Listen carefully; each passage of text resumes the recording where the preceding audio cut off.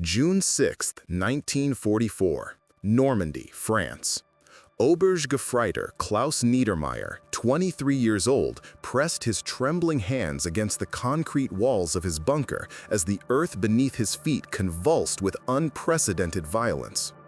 What he witnessed through the observation slate defied every briefing, every propaganda film, every assurance his commanders had given him about American industrial capacity. Instead of the modest fleet his intelligence reports had described, an endless armada stretched beyond the horizon, their gun barrels flashing like lightning in a mechanical thunderstorm.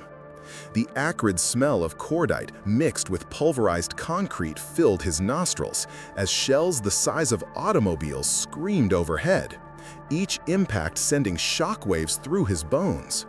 Klaus understood in that moment that everything he had been told about American weakness was catastrophically wrong. This bombardment would shatter not just the Atlantic Wall, but his entire understanding of modern warfare. Before we explore how this revelation changed everything for these German defenders, tell us where you're watching from in the comments below. We love hearing from viewers around the world who are fascinated by these untold stories of human discovery during the Second World War. The story begins 3 years earlier when Klaus Niedermeyer first arrived at the coastal fortifications of Hitler's Atlantic Wall. A farm boy from the rural village of Klein-Wittenberg in Saxony, Klaus had grown up listening to radio broadcasts that painted America as a nation of soft city dwellers, more interested in Hollywood movies than military might. His father, a veteran of the Great War, had filled his head with stories of American soldiers who arrived late to that conflict, poorly equipped and relying entirely on French and British expertise. "They make good automobiles," his father would say, "but they know nothing of real war." When Klaus received his conscription notice in 1941, he felt confident that any American involvement would be brief and ineffective. The Reich's propaganda machine had spent years convincing him that American factories were devoted to luxury goods and consumer trinkets, incapable of the focused industrial production necessary for modern warfare. His training officers reinforced these beliefs, showing films of American soldiers fumbling with equipment and lacking the discipline of the Wehrmacht. By the time Klaus reached the Normandy coast in early 1944, he was certain that the anticipated invasion would collapse under German firepower within hours of landing. The fortifications Klaus helped construct seemed impregnable. Concrete bunkers 6 feet thick, interconnected tunnel systems, carefully positioned artillery pieces, and machine gun nests with overlapping fields of fire created what his commanders called an unbreachable barrier. The propaganda continued to flow. American shipyards were producing vessels of inferior quality. Their naval guns were inaccurate. Their coordination was chaotic.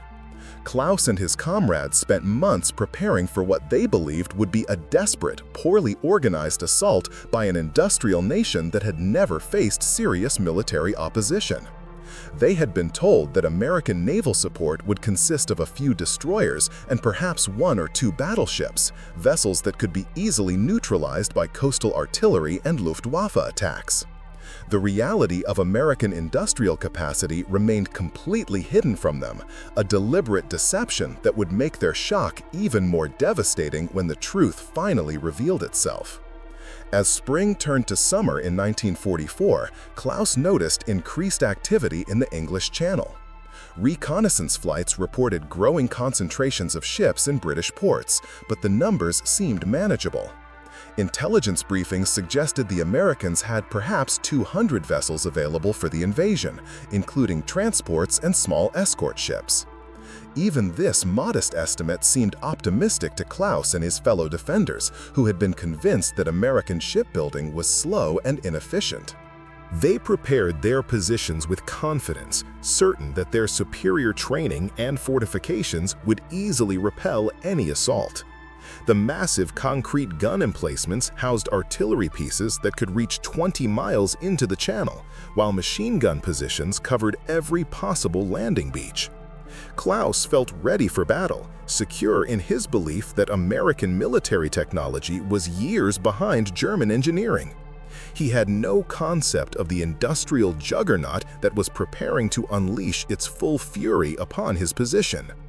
What Klaus discovered at dawn on June 6th shattered every assumption he had ever held about American military capability. Through the pre-dawn darkness, silhouettes began appearing on the horizon like ghosts materializing from the sea. As the first light of morning illuminated the channel, the true scale of the invasion fleet became visible, and Klaus felt his stomach drop with a sensation he would later describe as pure terror mixed with complete disbelief. Where intelligence had predicted perhaps 200 ships, he counted vessel after vessel stretching beyond his ability to comprehend. Battleships larger than city blocks floated alongside cruisers whose gun turrets seemed designed by giants. Destroyers moved in perfect formation, while landing craft swarmed like mechanical insects across the water's surface. The sight was so overwhelming that Klaus initially thought he might be hallucinating from stress and lack of sleep. The first salvos began at precisely 5:30 hours, and Klaus immediately understood that everything his commanders had taught him about American naval gunnery was completely false. Instead of the inaccurate, sporadic fire he had been told to expect, the bombardment struck with mechanical precision that defied belief. Shells weighing over a ton screamed overhead with the sound of freight trains, impacting exactly where American spotters intended them to fall. The concrete bunkers that had seemed so impenetrable began cracking under the relentless hammering of 16-inch naval rifles. Klaus pressed himself against the back wall of his position as dust and debris showered down with each impact. Through the chaos, he could hear his sergeant, Feldwebel Heinrich Waldmann from Munich, screaming into the field telephone. "This cannot be the same American Navy we were briefed about. They have more firepower than our entire Atlantic Wall." The bombardment continued for 2 hours with an intensity that Klaus later described as being inside the world's largest hammer, struck repeatedly by a giant who never tired. What shocked Klaus even more than the volume of fire was the coordination and sophistication of the attack. American naval spotters, working with aircraft he couldn't see, adjusted their aim with scientific precision. When a shell fell 50 meters short of a target, the next salvo landed exactly on target, as if the Americans possessed some supernatural ability to see through smoke and confusion. The psychological impact was devastating. Klaus had been trained to believe that Americans were individualistic and poorly organized, incapable of the systematic approach that modern warfare demanded. Instead, he witnessed a military machine operating with clockwork efficiency, each ship firing in carefully timed sequences that maximized destructive impact while minimizing wasted ammunition. The sound alone was unlike anything Klaus had ever experienced, a continuous rolling thunder that made communication impossible and thinking difficult. Between the explosions, he could hear the whistle of incoming shells building to crescendos that ended in earth-shaking impacts.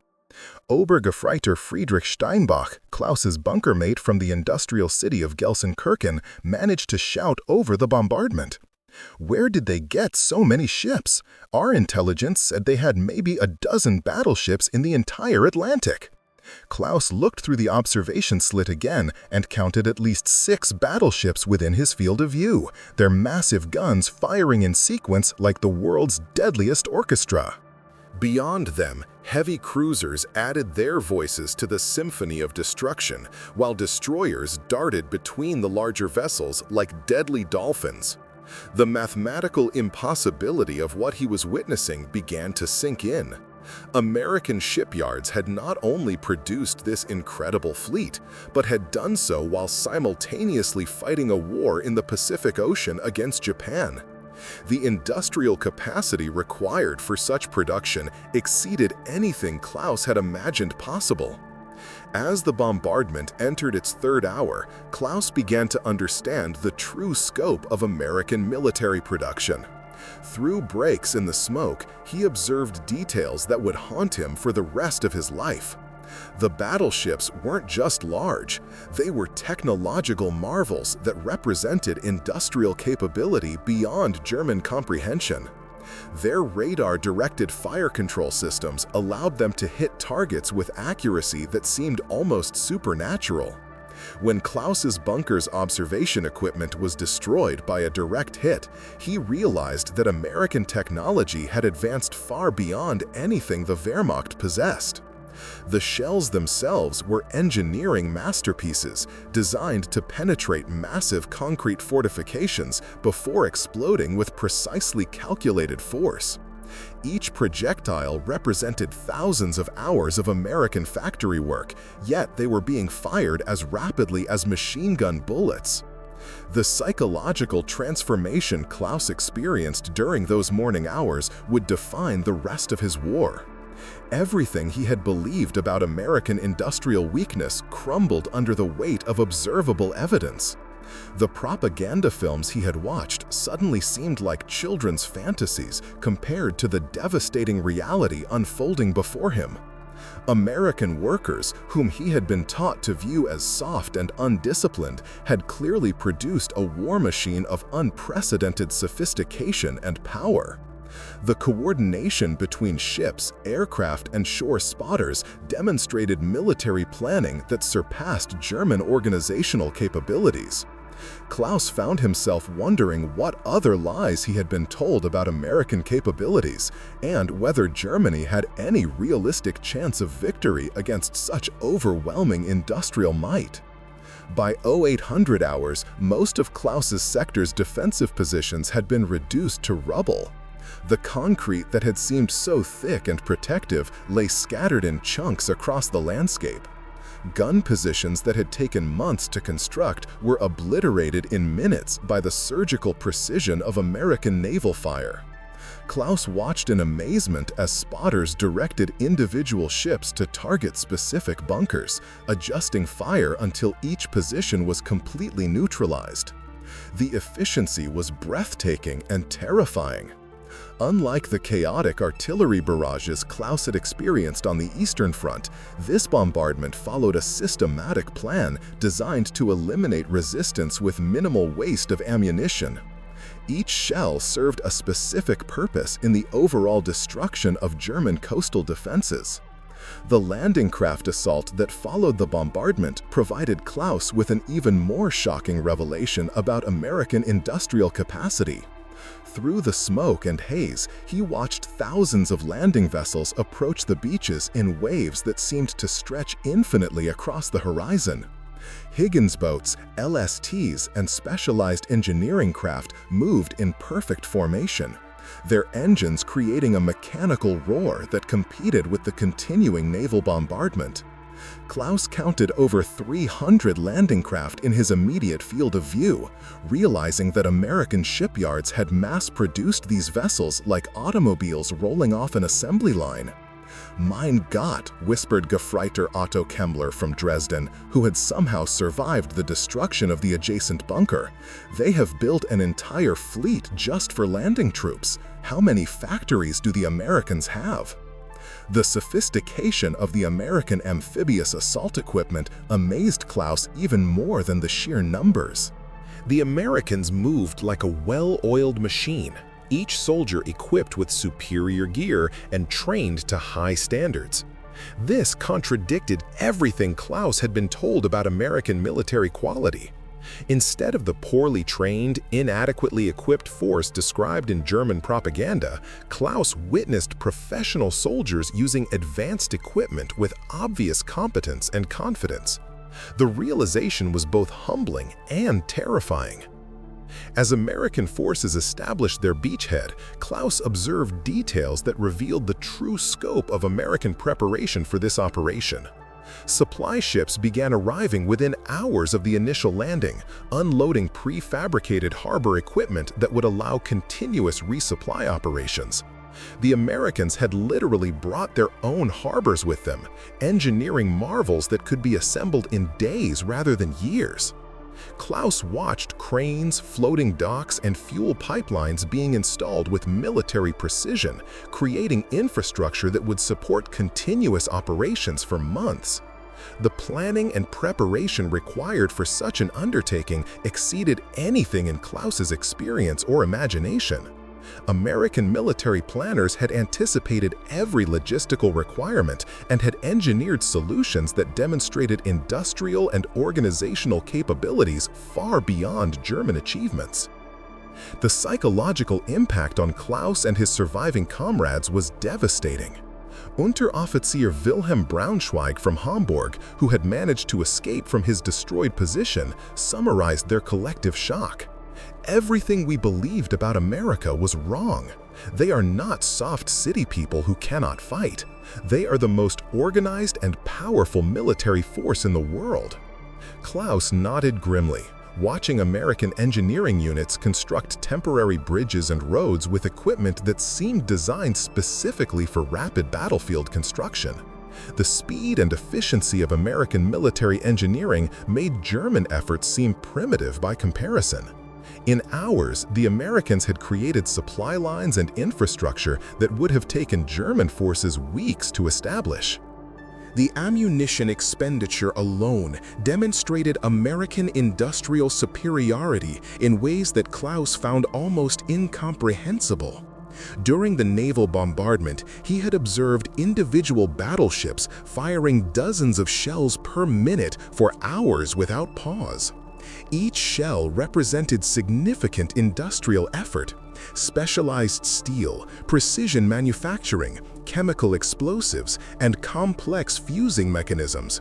The fact that Americans could afford to expend such massive quantities of sophisticated ammunition indicated production capabilities that dwarfed anything Germany possessed. Klaus calculated that the ammunition expended in the first day of the Normandy invasion exceeded what his entire division had received during months of fighting on the Eastern Front. The days following the invasion provided Klaus with additional revelations about American military capabilities that completed his transformation from confident defender to stunned witness of overwhelming technological superiority. American logistics operations continued to amaze him as supply ships arrived in seemingly endless succession, unloading equipment and supplies that German forces hadn't seen in adequate quantities for over a year. Klaus watched American soldiers receive fresh food, clean uniforms, and new equipment, while German defenders struggled with shortages of basic necessities. The contrast was so stark that Klaus began questioning fundamental assumptions about German military efficiency and organization. American air power provided another shocking demonstration of industrial capacity that Klaus had been completely unprepared for. Fighter aircraft appeared over the battlefield in numbers that seemed impossible, providing continuous air support for advancing ground forces. The coordination between air and ground units demonstrated technological sophistication that exceeded German capabilities by generations. American pilots communicated with ground controllers using radio equipment that allowed precise targeting of German positions, while German forces struggled with communication equipment that frequently failed. Klaus counted over 200 American aircraft in a single afternoon, realizing that American aviation production had reached levels that German propaganda had claimed were impossible for any nation to achieve. The quality of American equipment became increasingly apparent as Klaus observed captured German positions being converted to American use. American engineers arrived with equipment specifically designed for rapid battlefield modifications, installing communication systems, defensive improvements, and supply facilities with efficiency that amazed German observers. Klaus noted that American tools and equipment were clearly mass-produced but maintained quality standards that exceeded German military equipment. The Americans had somehow achieved both quantity and quality in their military production, something German industry had been unable to accomplish despite years of total war mobilization.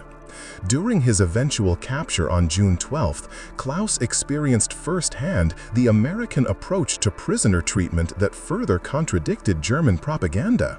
Instead of the brutal interrogation he expected, American intelligence officers questioned him professionally and provided medical treatment for his injuries. The American field hospital where Klaus received treatment impressed him with its organization, equipment, and medical supplies. American medics used sulfa drugs and other medicines that were unavailable to German forces, while surgical equipment appeared to be of the highest quality.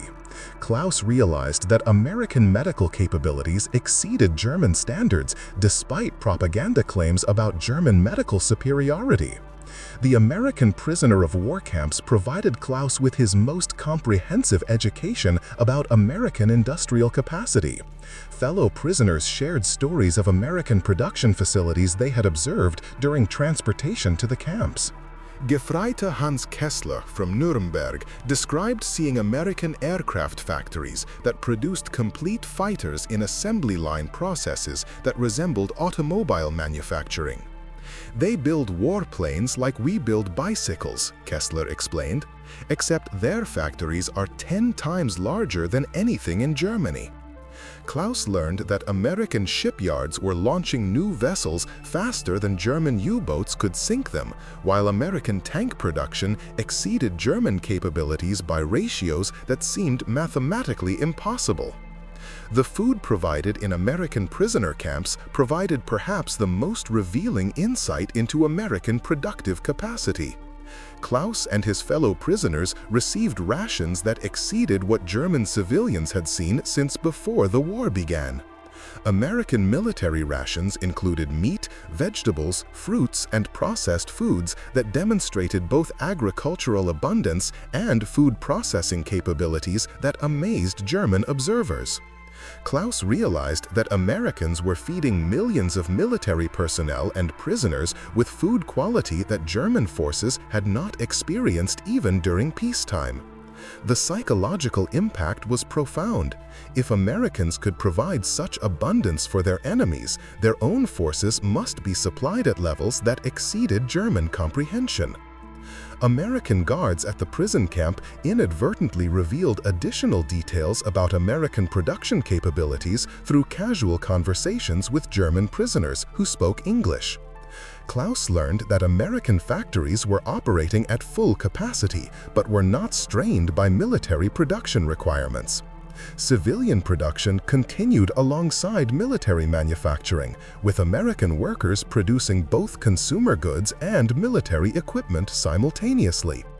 This contradicted German experience of total war mobilization, where all production had been converted to military purposes at the expense of civilian needs. Americans had somehow achieved military production levels that exceeded German output while maintaining civilian standards of living that Germans had not experienced for years. The American guards themselves provided living proof of American industrial and social capabilities that impressed Klaus despite his reluctance to admire his captors. These soldiers were well-educated, healthy, and confident in ways that reflected superior living standards and educational opportunities. They operated sophisticated equipment with casual competence and displayed technical knowledge that exceeded what Klaus had observed among German personnel. American military organization appeared to promote initiative and problem-solving skills that resulted in more effective combat performance than the rigid hierarchical system Klaus had experienced in the Wehrmacht. During the final months of the war, Klaus experienced revelations about American industrial capacity that completed his understanding of why Germany's defeat had been inevitable from the moment America entered the conflict. Fellow prisoners brought reports from every theater of the war that painted a consistent picture of American material superiority that defied German comprehension. Prisoners from Italy described American artillery barrages that continued for days without pause, while those from the Eastern Front reported American Lend-Lease equipment arriving in quantities that seemed to violate the laws of industrial economics. Klaus began to understand that Germany had been fighting not just America, but the combined industrial output of the world's most productive economy operating at unprecedented efficiency.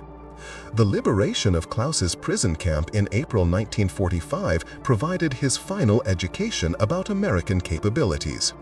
American forces arrived with equipment and supplies that demonstrated continuing technological advancement throughout the war.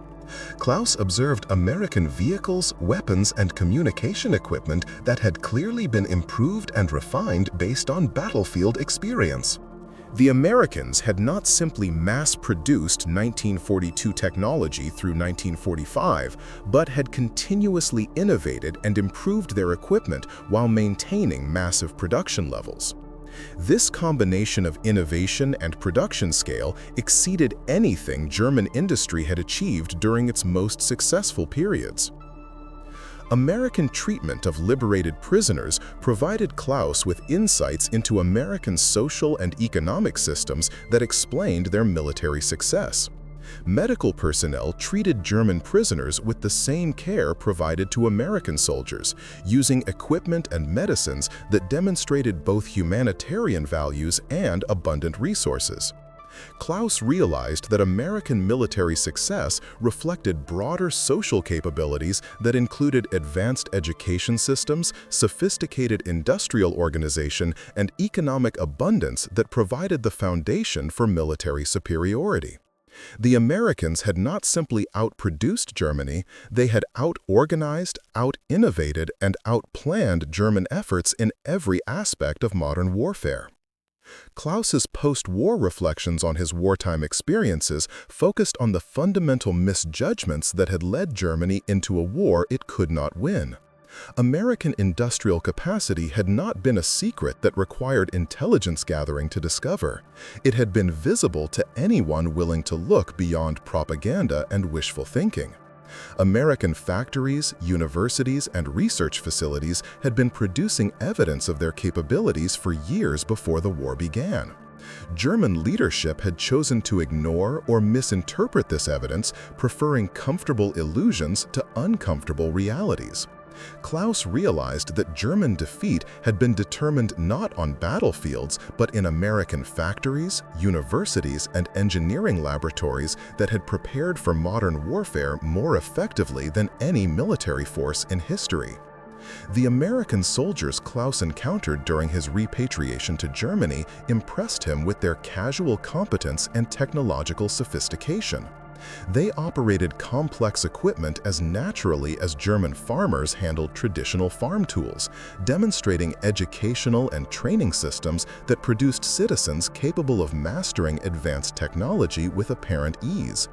Klaus observed American military personnel performing maintenance on sophisticated radar equipment, radio systems, and mechanical devices that required technical knowledge German soldiers rarely possessed. American military organization had clearly succeeded in identifying, training, and utilizing technical talent on a scale that German systems had never approached. Years later, Klaus Niedermeyer reflected on the transformation he had experienced, from confident Wehrmacht defender to humbled witness of American industrial supremacy. The naval bombardment at Normandy had taught him that propaganda could never substitute for accurate intelligence, and that wishful thinking was a luxury no military force could afford. In rebuilding post-war Germany, Klaus often remembered the efficiency and abundance he had witnessed in American military operations. The lesson was both humbling and inspiring, that industrial societies could achieve unprecedented capabilities when their resources were organized effectively and their citizens were educated to utilize advanced technology. For Klaus and his generation, the lesson was both personal and national, that underestimating American industrial capacity had been Germany's most costly strategic error. The steel and concrete of the Atlantic Wall had been designed to stop conventional military assaults, but they could not withstand the concentrated force of American industrial production translated into military action. Klaus understood that the real battle had been won in American factories, universities, and training facilities long before the first landing craft approached the Normandy beaches. The thunderous naval bombardment he had experienced represented more than military firepower. It contained the accumulated energy of an entire industrial civilization focused on victory.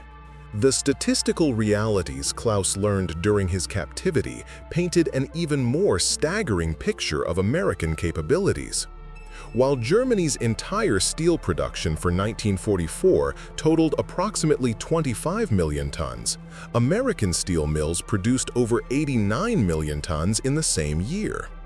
The United States had launched more than 2,700 Liberty ships during the war, each one larger than most vessels in the German Navy, while simultaneously constructing hundreds of warships, thousands of landing craft, and tens of thousands of aircraft.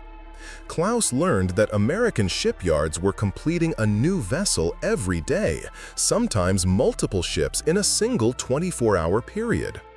The Ford Motor Company alone had produced more military vehicles than all German manufacturers combined, while maintaining civilian automobile production that exceeded pre-war levels. American aircraft production statistics seemed to exist in a realm beyond German comprehension. Klaus discovered that American factories had produced over 300,000 aircraft during the war, compared to Germany's total production of approximately 119,000. Boeing, Douglas, and other American manufacturers had perfected assembly line techniques that allowed them to complete a B-24 bomber every hour during peak production periods. The coordination required for such manufacturing achievements involved supply chains spanning the entire North American continent, with raw materials flowing from Canadian mines, Midwest steel mills, and southern textile factories into manufacturing facilities that operated with precision Klaus had never witnessed in German industry. The technological sophistication embedded in American equipment became more apparent to Klaus through conversations with American technical personnel during his captivity. Radar systems that seemed like science fiction to German observers were standard equipment on American vessels and aircraft. American naval fire control computers could calculate trajectory corrections automatically, accounting for wind speed, target movement, ship motion, and shell ballistics with mathematical precision that eliminated human error. Klaus learned that American universities had been developing these technologies for years before the war, with research programs funded by military contracts that connected academic innovation directly to battlefield applications. Perhaps most impressive to Klaus was the American ability to adapt and improve equipment based on battlefield experience. The landing craft he had observed at Normandy represented the culmination of amphibious assault technology that had been refined through operations in North Africa, Sicily, and the Pacific. American engineers had incorporated lessons learned from each operation, creating specialized vehicles and equipment designed for specific tactical situations. The Higgins boats that had seemed so numerous at Normandy were themselves the product of continuous improvement, with design modifications that increased capacity, improved seaworthiness, and enhanced survivability based on combat experience from previous operations. American logistical capabilities impressed Klaus even more than manufacturing statistics. The fuel pipeline constructed under the English Channel represented engineering achievement that exceeded anything in German experience. American engineers had designed, manufactured, and deployed a flexible pipeline system capable of pumping thousands of gallons of fuel per hour across 20 miles of ocean floor. The prefabricated harbor components Klaus had observed being installed at Normandy were products of American engineering innovation that had anticipated the logistical requirements of sustained amphibious operations. These Multibury harbors could handle cargo volumes that exceeded most permanent European ports, yet they had been designed for rapid assembly under combat conditions. The medical capabilities Klaus experienced in American facilities represented another dimension of technological and organizational superiority that German propaganda had completely failed to acknowledge. American military medicine utilized antibiotics, surgical techniques, and medical equipment that were years ahead of German capabilities. Blood plasma, which saved countless lives in American medical facilities, was produced through industrial processes that demonstrated American ability to apply mass production techniques to biological materials. Klaus observed American medics using disposable syringes, sterile bandages, and pharmaceutical supplies in quantities that would have supplied entire German field hospitals for months. American communication technology provided the foundation for military coordination that Klaus had witnessed but never fully understood during combat operations. Radio equipment that allowed clear communication between ships, aircraft, and ground units represented technological achievement that enabled the complex operations Klaus had observed. American forces could coordinate simultaneous airstrikes, naval bombardments, and ground assaults with precision that required communication capabilities German forces had never possessed. The miniaturization of radio technology allowed individual American soldiers to carry communication equipment that weighed less than comparable German systems while providing superior range and clarity. The psychological impact of American abundance extended beyond military equipment to encompass every aspect of American military operations Klaus had observed. American soldiers received mail delivery, hot food, clean water, and recreational supplies with regularity that maintained morale and fighting effectiveness throughout extended campaigns. German forces had struggled with supply shortages that affected both combat capability and soldier morale, while American troops operated with material support that eliminated basic survival concerns. Klaus realized that American military success reflected not just superior equipment, but comprehensive support systems that sustained fighting effectiveness over time. American training systems had clearly produced personnel capable of utilizing sophisticated equipment with competence that exceeded German military capabilities.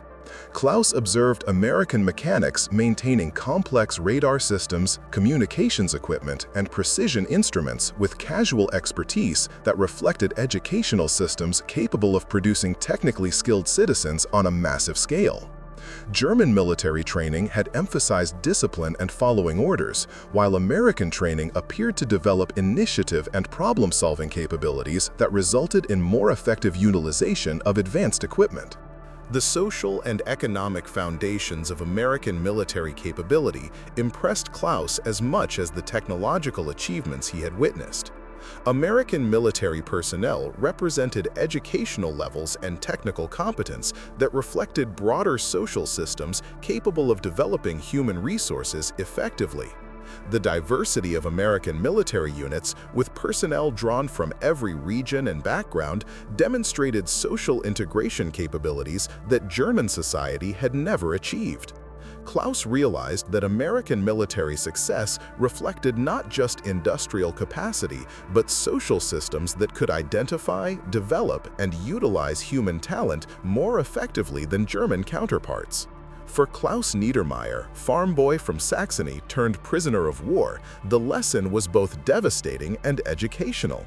That modern warfare was ultimately decided not by courage or tactical skill, but by the industrial and technological capabilities that determined which side could produce superior equipment in greater quantities while maintaining the social systems necessary to utilize it effectively.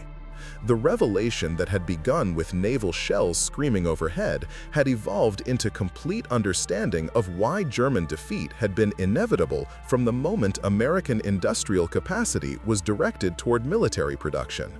In post-war Germany, Klaus would carry these lessons forward, understanding that national strength in the modern world required not just military prowess, but comprehensive industrial, technological, and social capabilities that could sustain complex operations over extended periods against determined opposition.